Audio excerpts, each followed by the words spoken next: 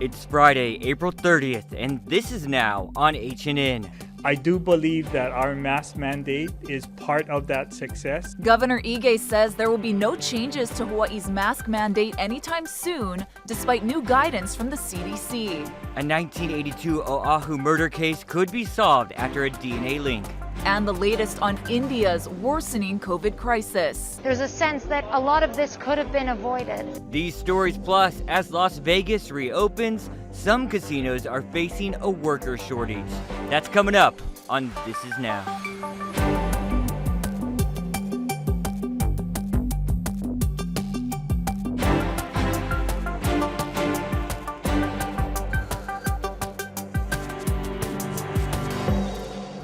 Good afternoon, Jonathan and Ashley here, coming to you from the H&N Digital Center. Thanks for having lunch with us. We want to get started with breaking news from the State Department of Health. The state is reporting 118 new cases today and no new fatalities. We'll have that breakdown for you by island on our H&N digital platforms.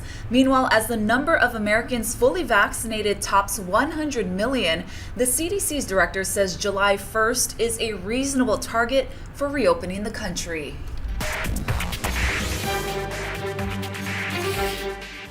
We're focused on getting people vaccinated and decreasing the case rates. If we can continue at this pace, case rates are coming down, vaccinations going up, then I think July 1 would be a reasonable target. After a year of COVID restrictions across the country, there are clear signs of progress against the virus. Disneyland reopens today, and the cruise ship industry could set sail again from U.S. ports by mid-July. Here's the president and CEO of Virgin Voyages reacting to that news. It's been 14 months that this industry has been shut down. 14 million passengers, American passengers per year, have not had a chance to sail. The economic impact is massive. The CDC is now telling cruise lines they can skip simulated test cruises if 98% of crew and 95% of passengers are vaccinated. Here's the CEO of Royal Caribbean. We're really very pleased and very excited because it really does set forth a pathway that we think is achievable, practical, and safe. So, yeah, we're feeling pretty good. But while there's signs of hope, there's also cause for concern. The TSA just announced today it's extending the face mask requirement across all transportation modes through September 13th. Also, in Oregon, it's seeing a rise in cases and has designated 15 counties as extreme COVID risk and is implementing new restrictions. Here's the state's governor, Kate Brown. I was presented with data showing two paths Oregon could take. One in which we took no additional action and stood by while more people died from this disease, or another that required a temporary tightening of restrictions for certain counties, but could save hundreds of lives and prevent as many as 450 hospitalizations over the next 3 weeks. And here in Hawaii, there is a push to reopen more. Promoters are calling on Governor Ige for a plan to allow large events like concerts to resume. They say they can't survive much longer after 13 months of zero revenue. They also point out that many big-name performers have to be booked months in advance. Without a plan, they think it's unlikely live events will resume in the state before 2022. That could push specialized workers out of Hawaii. We reached out to the governor for comment, but haven't heard back yet. Speaking of Ige, days after the CDC changed its mask guidance, the governor says Hawaii's mask mandate will not be changing. Let's toss it over to Ben Kateras, who has a new reaction to that. Governor Ige says he sees no need to change Hawaii's mask mandate. One reason, they already allow anyone outside to take off their masks as long as they're socially distanced. That covers everyone, whether or not they've been fully vaccinated against COVID. A new graphic from the CDC shows all the things vaccinated people can do, as opposed to what those who haven't can't. We don't want to get into the position of saying if you're vaccinated, you can do different things than those who are not vaccinated. You know, it does create an enforcement nightmare. We wouldn't be able to determine who's vaccinated and who's not. Well, I think that's great he's not going to change it, because how can you tell if somebody's been vaccinated or not?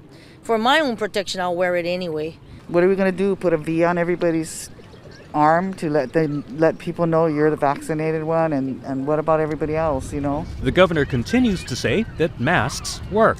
Hawaii continues to have amongst the lowest per capita infection rates and fatality rates in the country. I do believe that our mask mandate is part of that success. Per capita, Hawaii has the third lowest 7-day case count among the states, behind California and Alabama. But of the 10 states with the lowest counts, only Hawaii and California still have mask mandates. When you look at the percentage of a population vaccinated, you can see that mask mandates were more often lifted in states with lower vaccination rates. And Honolulu police are still enforcing those mandates on Oahu. A spokeswoman says last week, HPD issued approximately 130 citations and arrests for mask violations. 6 months ago, those numbers were in the thousands. I think if you're vaccinated and you're outside and you're social distancing, you shouldn't have to wear a mask. And all you have to be is respectful. If you come near anybody, just put your mask on. You should hold it, but I don't think you should have to wear a mask. Ben Gutierrez, Hawaii News Now.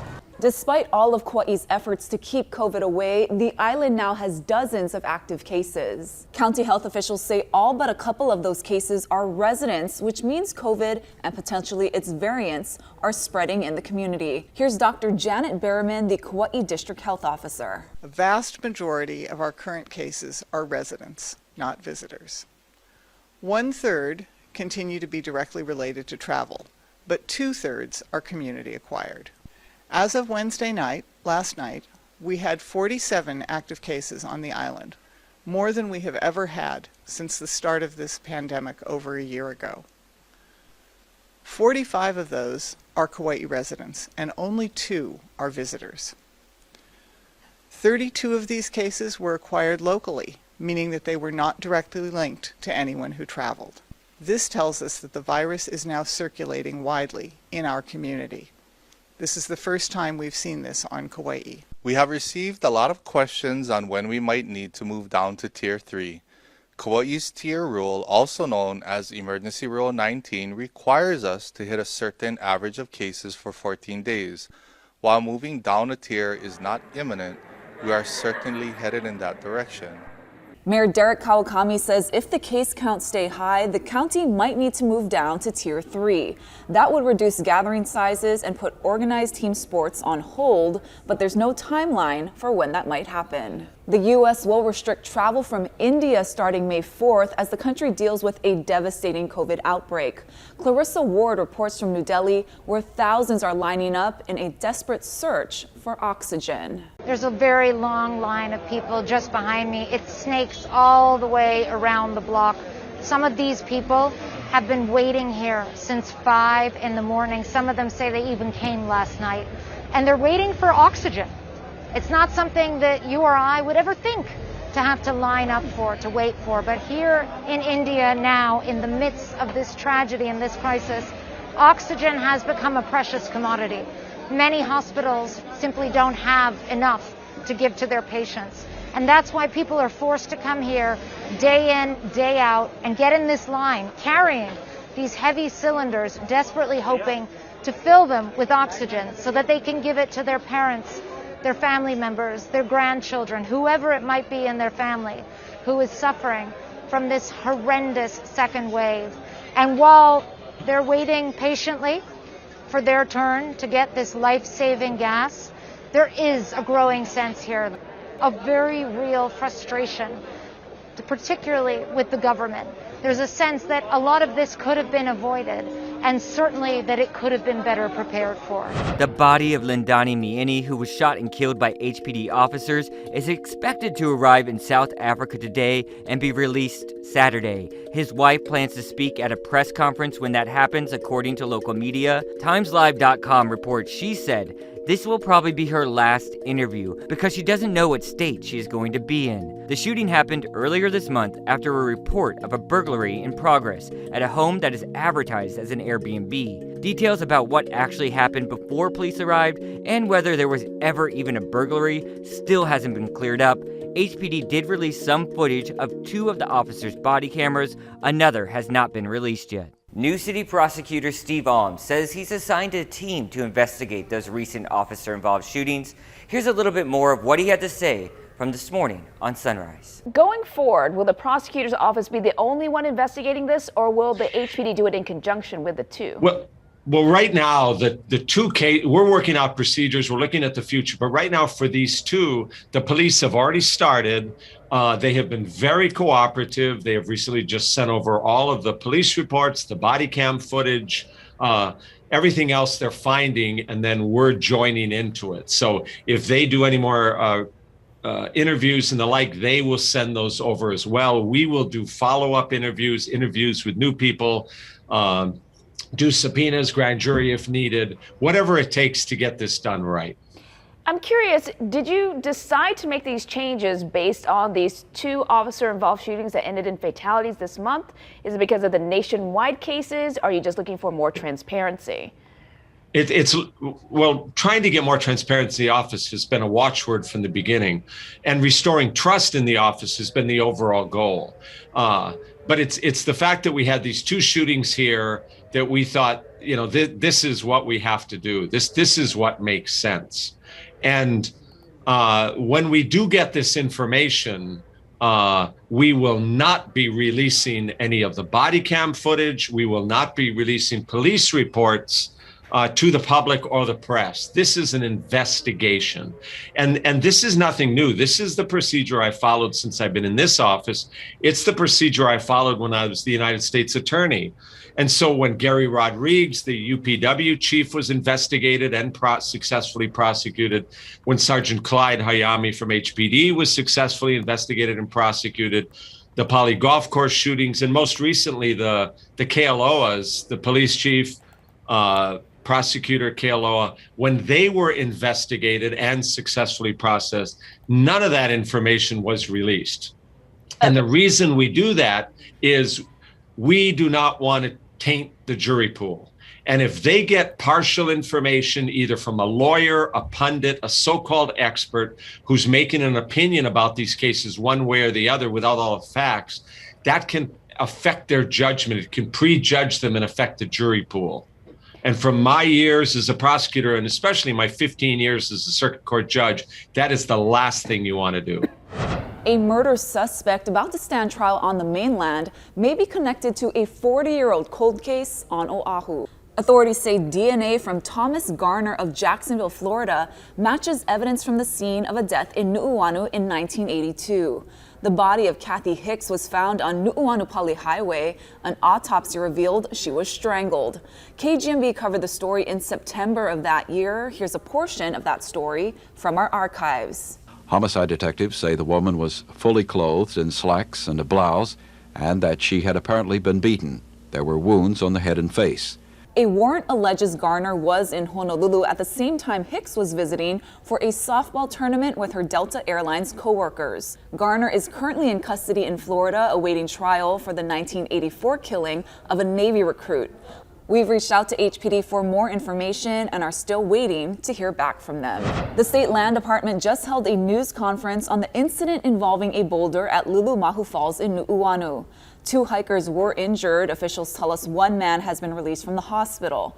Witnesses say a rock weighing at least 100 pounds fell from the mountainside yesterday afternoon. We're told the boulder crushed 1 man's leg, leaving him in critical condition. The other man hurt his foot. Last year, a 34-year-old man died after falling 100 feet from the same waterfall. Here's David Smith, the administrator of the Division of Forestry and Wildlife. Over the years, I've really kind of changed my perspective on them. And when you walk up to these things, they're just sheer cliffs. The higher, the better, right? For a waterfall, it's beautiful. But you're sitting at the bottom of this thing, and there's rocks everywhere. Well, they all came from up above. And so, now when I go to these areas, I scan and look, and you see fresh rocks that have fallen and whatnot. So we just wanted to, take the opportunity to remind people that we're in these areas. It's, inherently dangerous. Las Vegas casinos can open up to 80% capacity starting tomorrow, but many of those companies are dealing with what's being called a worker shortage. Here's Carter Evans with more on that. There's never a sure thing in Vegas, but the odds are in your favor if you're looking for work. I'm here to apply for a job. What position? Casinos are on a hiring spree to fill thousands of openings fast. So when people come to one of these job fairs, there's a chance you may hire 100 or more in one day? We've already done that, Carter. Randy Goldberg is Vice President of Talent Acquisition at MGM Resorts, where they're trying to fill some of the 30,000 jobs the company cut during the pandemic. Someone could walk in, having never applied. We will interview them, and we'll give them the offer the same day. Hotels up and down the Strip are now competing to hire everyone from front desk staff to housekeepers and pool attendants. Full-time jobs that can pay $20 an hour plus benefits, including free college tuition and childcare. We were prepared for an increase in demand. Unfortunately, the hiring just isn't necessarily keeping pace. Hospitality expert Amanda Bellarmino says some of those who were laid off aren't coming back. People have already had to take other employment, and some people may have relocated to be closer to family. What's your name? Kelly. Kelly Hernandez lost her job during the pandemic and is applying for multiple positions at the new Circa Resort. You can actually take advantage of this opportunity. Everyone that's been wanting to switch fields but just couldn't because there was no openings. Now she's deciding between two job offers.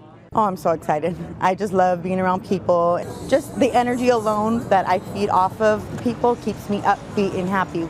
Casinos in Nevada came roaring back to life in March, raking in more than $1 billion. That is 73% more than the same time last year, and that's only at half capacity. Now, the governor wants the state to open 100% by June 1st, and that means there's still a lot of hiring to do. Carter Evans, Las Vegas. Thank you, Carter, for that update there. I hope all my dealer friends in Vegas are okay. I hope they're still there. Your lucky dealer? Yeah, my lucky dealers. And for our podcast listeners, we got a glimpse of the Circa Hotel there and resort, the first fresh build for downtown, and it looks marvelous. I can't wait. Yes, me either. Yeah. All right, let's switch gears a little bit. Let's take you outside. And do you see a little bouncing there? Oh my gosh. Could the trade winds be coming back any faster? Because my allergies are suffering if you can't hear it. Let's turn it over to Guy Hoggy for an update on all that. How's it on this Aloha Friday? Upstream moisture is minimal. There are some clouds upstream, and that means we could see a few windward and Mauka showers, but things are relatively stable. We're not expecting anything in the way of heavy rainfall, at least for the next couple of days. However, the winds will be running at surplus levels. They're picking up already, but they'll get stronger by tomorrow all the way through Sunday before they back off again the first part of next week. So today, textbook trade and weather across the board, windward and Mauka showers here and there, really not a whole lot of rain, and then lots of leeward sunshine. We've got lots of surf on tap. North shores will be rising through the day, peaking tonight near advisory levels tonight and tomorrow, and that's the biggest swell we've seen in a long time. We also have some fun size waves in town. That swell is peaked. It'll be leveling off over the weekend, and watch out, extremely low tide today, going really fat by this evening. So again, breezy trade winds taking over, running firm through the weekend. There will be a few windward and Mauka showers, but for the weekend, lots of leeward sunshine expected. And then as we lose the winds on Monday into Tuesday, also look for increasing showers, especially from Tuesday into the middle of next week. We'll have more details on air and online. Woohoo, you heard it, trade winds returning. Excited about that.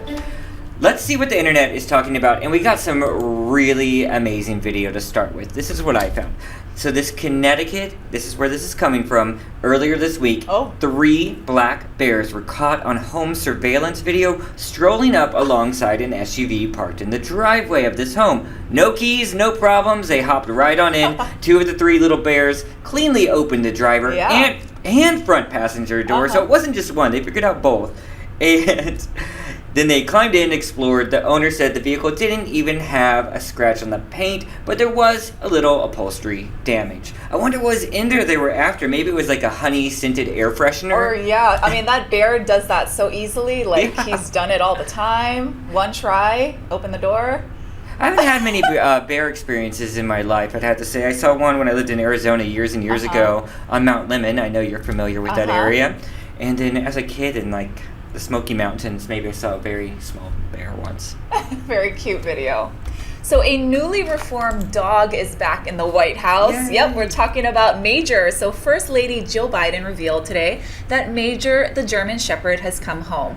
The pooch was taken to an off-site training center after he bit a Secret Service agent last month, then bit a member of the National Park Service 3 weeks later. The First Lady says the training went really well, adding Major is a sweet, lovable dog. His crash course also included meeting cats at a shelter, which is good news because the Bidens are planning on adding a cat to join their 2 dogs, Major and older brother Champ. I know you're really excited about I know, that, you John. couldn't see my face, but it was... He lit up. Loves cats. Yeah, so all those animals mark a return of the tradition of animals at the White House again. Yes, and I love those dogs. German Shepherds, right? Yeah, Yep. they're awesome. Very cool. Mother's Day, 9 days away, you guys, and Americans are expected to spend more on mom this year. So Retail Me Not forecasts Americans will spend $120 on mom this year, and it's a sharp increase from $97 last year. Now, almost half of Americans are planning to surprise mom with flowers. With continued limitations due to COVID, a majority of consumers, that's 3 in 5 people, are planning to celebrate at home this year. Can we just say it early? Ashley? Happy Mother's Day! Yes. Love you, Mom. 9 days away. Yeah. My voice is really cracky. Can you tell? It's okay. It'll be better. So we've seen all those cool attractions come to Aloha Stadium. Well, this newest one is for those with a need for speed. Casey Lund takes us there. Well, the whole point of this is to really help out the swap meet, bring some more families out to a venue that means so much to us here in Hawaii. Of course, a good byproduct is it's a whole lot of fun.